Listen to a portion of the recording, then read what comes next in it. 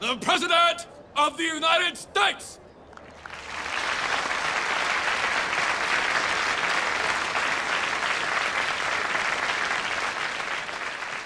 Resistance to the war was growing.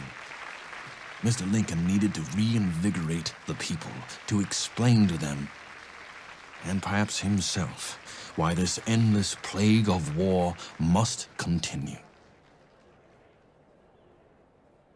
77 years ago, our fathers brought forth upon this continent a new nation, conceived in liberty and dedicated to the proposition that all men are created equal.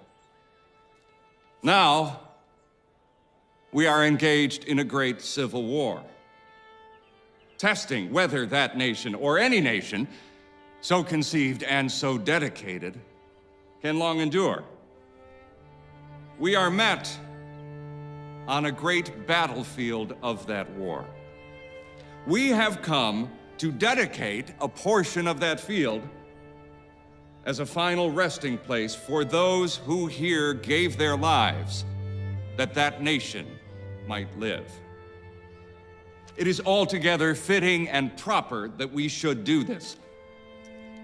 But in a larger sense, we cannot dedicate, we cannot consecrate, we cannot hallow this ground. The brave men, living and dead, who struggled here have consecrated it far above our poor power to add or detract. The world will little note nor long remember what we say here, but it can never forget what they did here.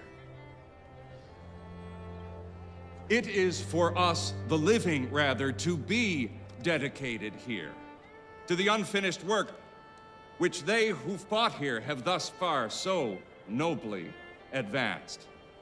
It is rather for us to be here dedicated to the great task remaining before us, that from these honored dead we take increased devotion to that cause for which they here gave the last full measure of devotion.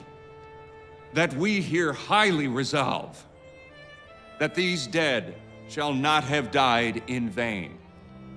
That this nation, under God, shall have a new birth of freedom.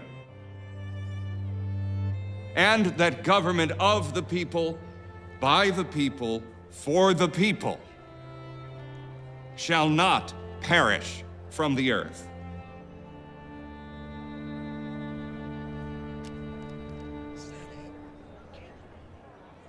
It's far too short. You have nothing else to say?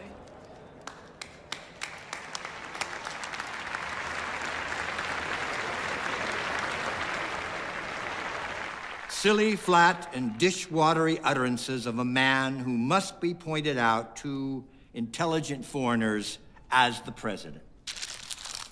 Well, I've not had much time for foreign policy.